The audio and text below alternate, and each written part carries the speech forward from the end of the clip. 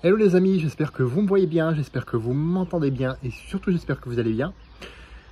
Aujourd'hui on va parler du piège de la routine. Comment éviter le piège de la routine? Justement, la routine peut être un piège et voici pourquoi. Et là tu te dis certainement, tu en parles toujours de la routine, alors pourquoi ce serait un piège?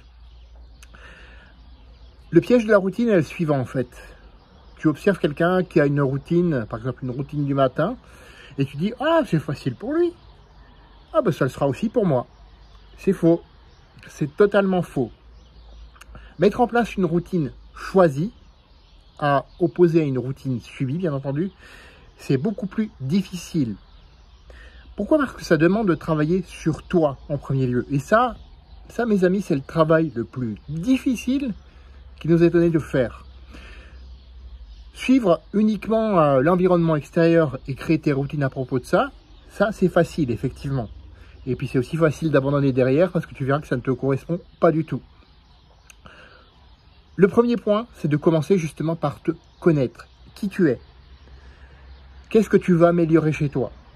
Qu'est-ce que tu veux conserver chez toi aussi? Moi, je te conseille de faire 2 listes. Par exemple, je reviens sur la routine du matin. Toi, tu te dis, ouais, moi, je ne suis pas du matin. Ok, c'est très bien. Tu peux te faire une routine du soir, par exemple. Ça marche tout aussi bien. Ou alors tu te dis, oh, je ne suis pas du soir, je suis plutôt du matin, donc j'aimerais me lever plus tôt. Je vais commencer une demi-heure plus tôt. C'est très bien. Ou alors tu te dis, ah cette année, l'année dernière, je me suis fait trop plaisir, j'ai pris 3 kilos, j'aimerais perdre ces 3 kilos de gras. Voilà. Et tu vas te créer quelque chose autour de ça ensuite. En fonction de ça c'est le deuxième point, tu choisis un aspect. Combien? Un. Pas 50. Un aspect que tu veux améliorer. Et tu crées une habitude autour de ça. Tu crées une action que tu vas répéter encore et encore et encore et encore jusqu'à ce que ça devienne une habitude. Et seulement une fois l'habitude ancrée, devine, tu vas choisir un autre aspect que tu vas améliorer chez toi et tu vas créer une autre habitude autour de ça, tout en continuant la première. Et bien sûr, petit à petit, tu vas voir des améliorations. Tu évolueras, toi d'ailleurs. Et tes habitudes aussi. Et là encore, prête attention à donner un cap, une direction claire à cette évolution. C'est toi qui choisis où tu veux évoluer. C'est pas l'environnement extérieur, c'est toi qui choisis. Reprends le pouvoir là-dessus. Au fil des mois, des années, tu deviendras cette fameuse nouvelle version de toi, cette meilleure version de toi-même. Le terme qui est beaucoup galvaudé en ce moment et qui demande beaucoup de travail derrière.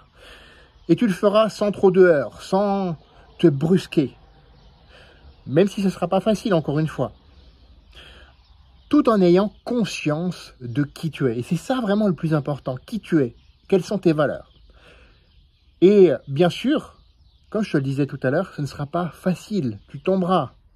Tu auras des remises en question. Et tu te diras, tiens, peut-être cette habitude, aujourd'hui, elle ne me correspond plus. Je vais la changer, la remplacer par une autre. Et c'est ok, il n'y a pas de souci là-dessus. Et petit à petit, tu rebondiras et tu construiras ainsi qui tu es, d'autres routines, dans le même temps. Et c'est ça qui est vraiment important à comprendre. Fais de ta vie une aventure mémorable qui te ressemble et on se retrouve la semaine prochaine pour une autre vidéo. À bientôt.